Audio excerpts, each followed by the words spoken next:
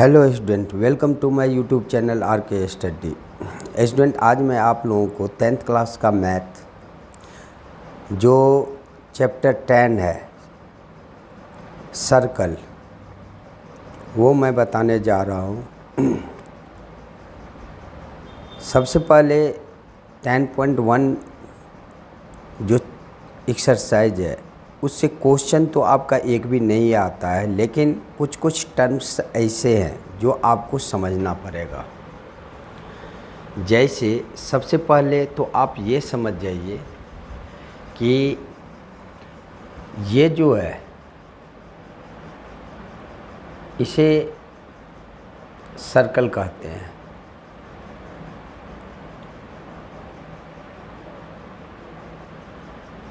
इसका कोई ना कोई सेंटर होगा। मान लो ये सेंटर O है। सेंटर से जो भी लाइन हम खींचते हैं इसे हम रेडियस कहते हैं। मान लो यहाँ से यहाँ तक का डिस्टेंस OP है, तो OP यहाँ पे जो है सो R बराबर जो है सो आपका क्या है, OP है, रेडियस हो गया। दूसरा आपको समझना पड़ेगा कि जैसे ये सर्कल है, ये सेंटर से यदि यहाँ से लेके यहाँ तक यदि कोई लाइन खींचे तो ये रेडियस है। फिर यहाँ से लेके यहाँ तक यदि खींचे तो रेडियस है। लेकिन ये दोनों यदि मिल जाए, ये A और ये B, यहाँ सेंटर पे O है, तो AB को डायमीटर कहते हैं। यानी D बराबर जो है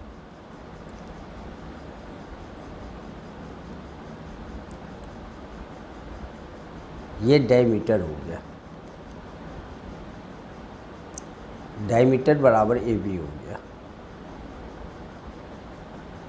यानी सेंटर से एक छोर से दूसरे छोर पे जो लाइन जाएगा ये क्या हो जाएगा, डायमीटर। जैसे यहाँ से हम यहाँ तक कर दें, ये है C और ये D, तो CD भी जो है जो क्या हो जाएगा, डायमीटर हो जाएगा। इसमें यदि हमें रेडियस कहेगा तो रेडियस OA हो जाएगा। R बराबर क्या है, हाफ जो है सो यहाँ से लेके यहाँ तक ये रेडियस कहलाता है, और पूरे जो लाइन है ये क्या कहलाता है, डायमीटर। जैसे इसमें R बराबर यदि हमें कहेगा तो OA हो जाएगा, OB हो जाएगा, OC हो जाएगा और OD हो जाएगा। यानी किसी भी लाइन के जो हाफ होते हैं, जैसे OA और OB, ये रेडियस हो जाएगा। CD का हाफ OC और OD, ये रेडियस हो जाएगा। ये फर्स्ट टर्म था, इसको समझना पड़ेगा। सेकेंड टर्म्स ये आप समझ गए। थर्ड, एक सर्कल है, यदि कोई लाइन सर्कल को छूते हुए यदि निकल रहा है बाहर से,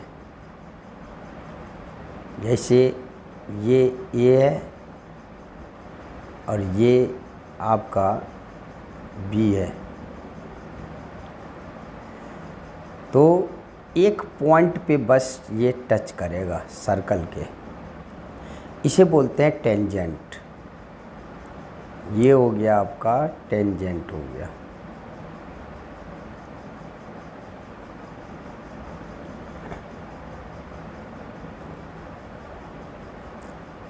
इस प्रकार इधर से भी हम खींच सकते हैं, ये भी टच करेगा तो ये C और D, ये भी जो है सो आपका टेंजेंट हो जाएगा। इस प्रकार अनगिनत आप टेंजेंट खींच सकते हैं, बस सर्कल को छूते हुए जानी चाहिए, लेकिन सर्कल को एक पॉइंट पे ही वो स्पर्श करेगा यानी टच करेगा। तो बाहर से यदि कोई लाइन सर्कल को टच कर रहा है तो इसे हम क्या कहेंगे, टेंजेंट कहेंगे। उसके बाद फोर्थ पॉइंट में आप देख लीजिए, जैसे ये सर्कल है, यदि बीचों बीच यदि साइड से यदि कोई ऐसा लाइन यदि जाए, सर्कल को 2 पॉइंट पे टच करे, ये ए हो गया और ये बी हो गया। यदि सर्कल को 2 पॉइंट पे यदि टच करे तो ये सिकेंट होता है, इसे सिकेंट कहते हैं, बराबर ए बी। सेंटर से नहीं जानी चाहिए, ये सेंटर है, सेंटर से नहीं जानी चाहिए, साइड से यदि निकल रहा है और 2 पॉइंट पे टच कर रहा है तो इसे सिकेंट कहते हैं। फिफ्थ देख लीजिए आप, यदि कोई सर्कल है, सेंटर यहाँ पे है, सेंटर के अलावा अंदर यदि लाइन हम खींच रहे हैं, ये काट नहीं रहा है, ये ए और ये बी, ऐसे ही ये सी और ये डी, बस सेंटर के साइड से नहीं जानी चाहिए। सेंटर से ऊपर यदि कोई लाइन यदि खींचा गया जो सेंटर को टच नहीं करता हो, इसे बोलते हैं कोड।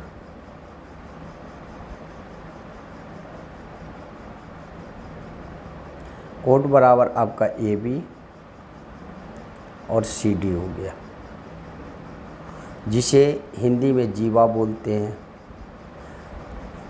इसी तरह रेडियस को त्रिज्या, डायमीटर को व्यास, और उसके बाद टेंजेंट को स्पर्श रेखा बोलते हैं। तो इस प्रकार जो है सो आप हिंदी का भी टर्म्स थोड़ा बहुत आप समझ के रखिए। तो आपका कोड हो गया, सिकेंट हो गया, टेंजेंट हो गया, डायमीटर हो गया और रेडियस हो गया। उसके बाद 6 पॉइंट में आप ये समझ जाइए एक टर्म्स, जैसे ये सर्कल है,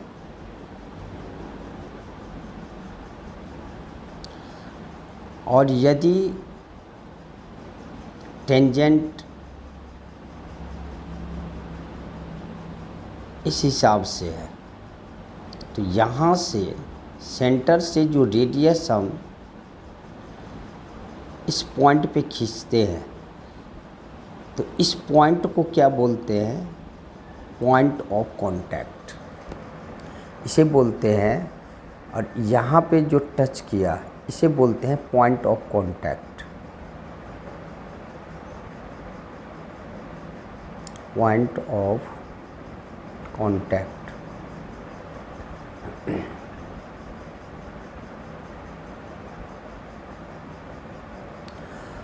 और पॉइंट ऑफ कांटेक्ट जो है सो हर समय परपेंडिकुलर होता है टेंजेंट पे, तो यहाँ पे 90 डिग्री का एंगल बनता है। ये टर्म्स अभी 10.2 में जब हम सवाल बनाएंगे उसमें आएगा, तो ध्यान रखना, पॉइंट ऑफ कांटेक्ट पे 90 डिग्री का एंगल बनता है, यहाँ भी 90 डिग्री का एंगल बनेगा। एक क्वाड्रिलेटर में टोटल इंटीरियर एंगल का सम कितना होता है, 360 होता है। तो इस हिसाब से ये 90 डिग्री, ये 90 डिग्री, ये भी कुछ होगा, ये भी कुछ होगा, तो एक क्वाड्रिलेटर है ये।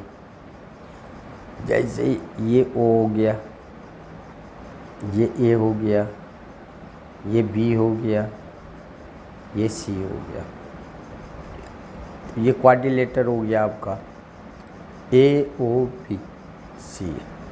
इसका सम कितना होगा, 360 डिग्री होगा।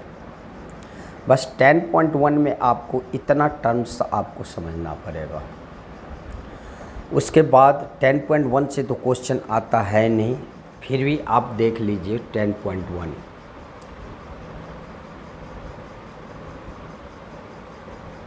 जैसे पहला क्वेश्चन कह रहा है आपका, how many tangent can a circle have, question number first. ये हो गया आपका क्वेश्चन नंबर फर्स्ट।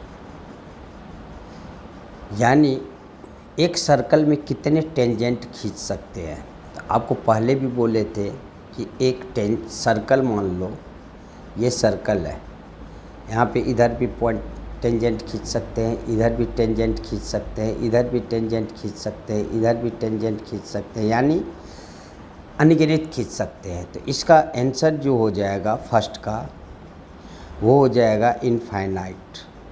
क्या हो जाएगा? इनफाइनाइट।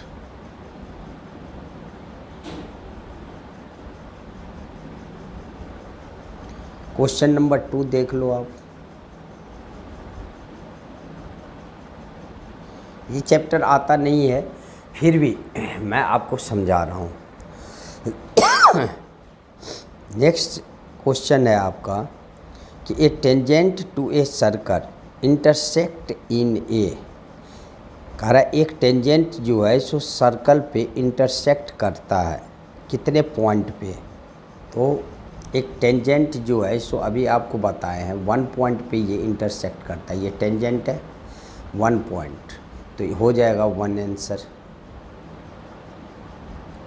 क्वेश्चन नंबर 3 देख लो आप।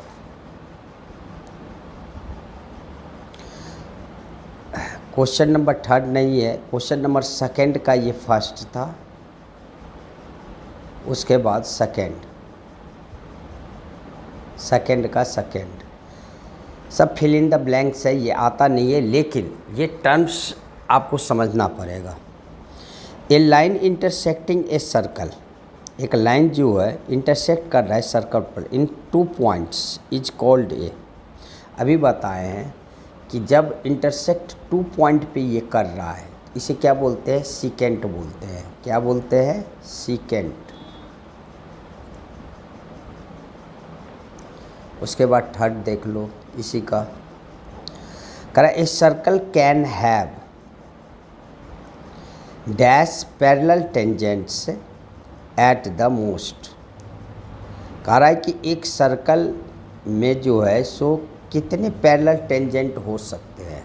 तो देख लो आप, एक इधर हो सकता है, एक इधर हो सकता है, बस 2 पैरेलल टेंजेंट हो सकता है। इसके अलावा तीसरा नहीं हो जाएगा। आप बीच में कैसे खींच दोगे? 4 number, the common points of the tangent to a circle and the circle is called dash. अभी बताए हैं आपको कि the common point of a tangent to a circle, एक सर्कल पे जो कॉमन पॉइंट होता है, ये जो कॉमन पॉइंट है, ये जो कॉमन पॉइंट है टेंजेंट का, इसे बोलते हैं पॉइंट ऑफ कांटेक्ट। क्या बोलते हैं? Point of contact.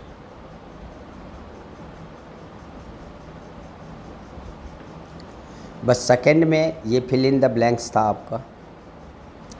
उसके बाद नेक्स्ट क्वेश्चन है, क्वेश्चन नंबर 3 देख लो।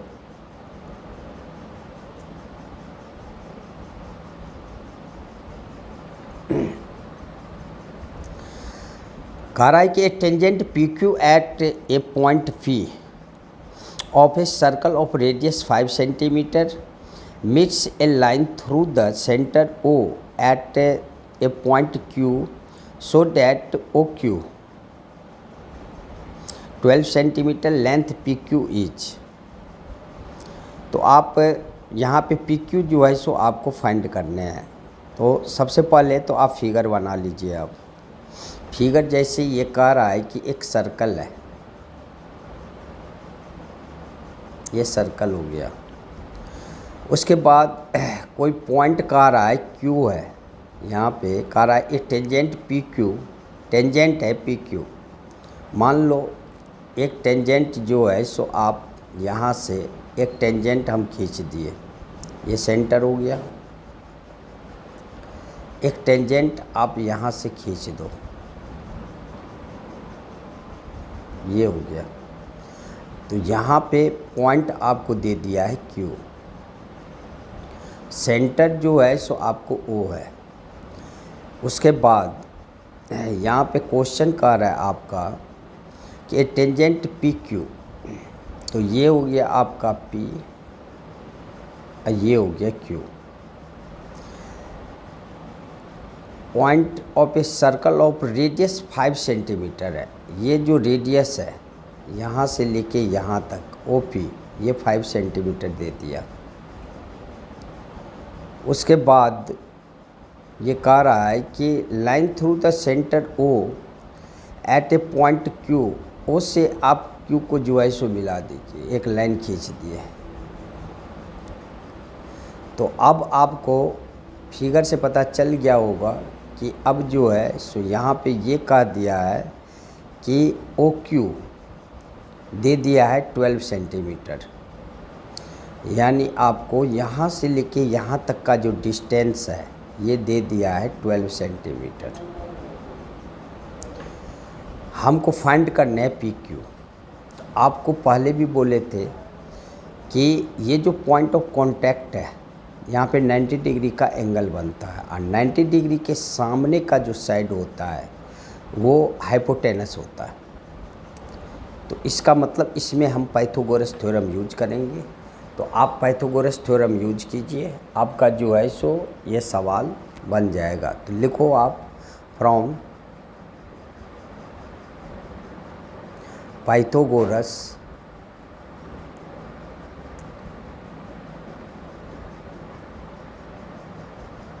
थ्योरम।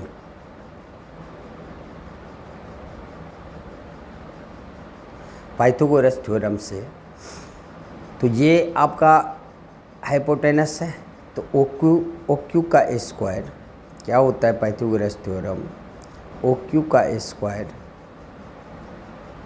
बराबर क्या हो जाएगा, ये हो जाएगा आपका ओ पी का स्क्वायर, ओ पी का स्क्वायर प्लस पी क्यू का स्क्वायर, ये हो गया पी क्यू का स्क्वायर। तो आपका ओ क्यू कितना है 12, तो ये 12 का स्क्वायर बराबर ओ पी कितना है 5, तो 5 का स्क्वायर प्लस पी क्यू का स्क्वायर। तो बात 12, ये जो है सो आपको जब 5 का स्क्वायर इधर लाओगे तो ये हो जाएगा 12 का स्क्वायर माइनस 5 का स्क्वायर बराबर प्लस है इधर आके माइनस पी क्यू का स्क्वायर।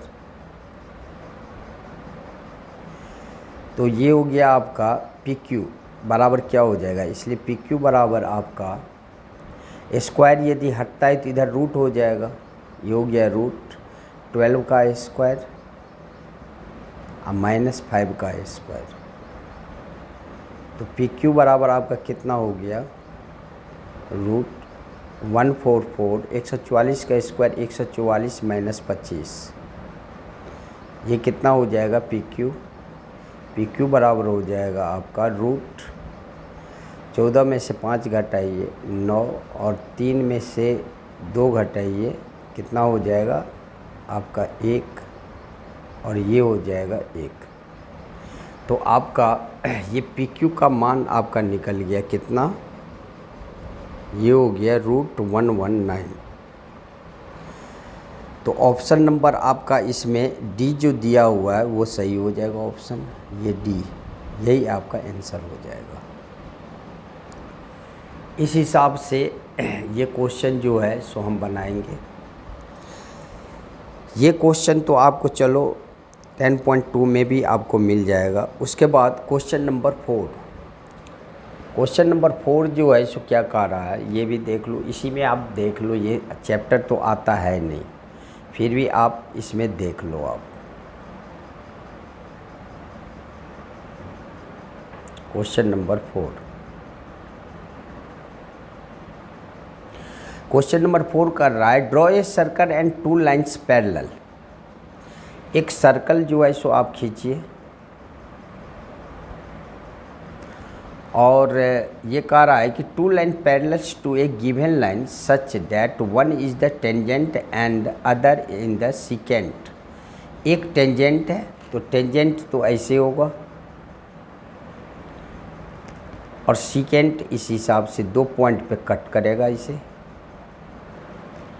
तो इस हिसाब से जो है सो आपका ये जो है आपका एक ए और दूसरा जो है सो आप बी कर लो आप, ये बी। इसी प्रकार ये जो है सो आपका सी और ये जो है सो आपका क्या हो जाएगा डी। और पॉइंट ऑफ कांटेक्ट जो है सो यहाँ पे आप आर रख लो और यहाँ पे आप 2 पॉइंट पे कट किया है तो एक यहाँ पे क्यू और पी, ये हो गया पी और ये हो गया पी और ये हो गया आपका क्यू। तो इसको तो हम सिकेंट बोलेंगे और इसको टेंजेंट बोलेंगे।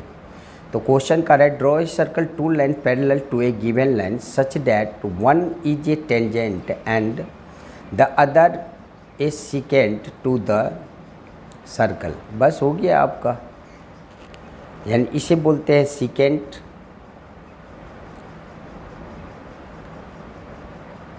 अभी मैं बताया था आपको सिकेंट के बारे में।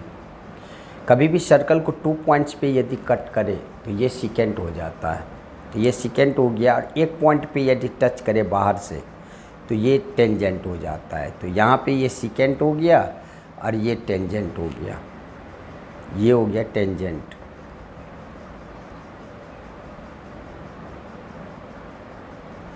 बस अब हम एक्सरसाइज, ये आपका एक्सरसाइज जो है सो आपको 10.1 है, ये 10.1। इससे आपका आज तक एग्जामिनेशन में क्वेश्चन नहीं आया है, लेकिन 10.2 समझने के लिए ये टर्म्स जो भी है वो आपको देखना पड़ेगा। अब हम एक्सरसाइज 10.2 बनाएंगे, इसके लिए नेक्स्ट वीडियो में मिलते हैं। तब तक के लिए जय हिंद, जय भारत।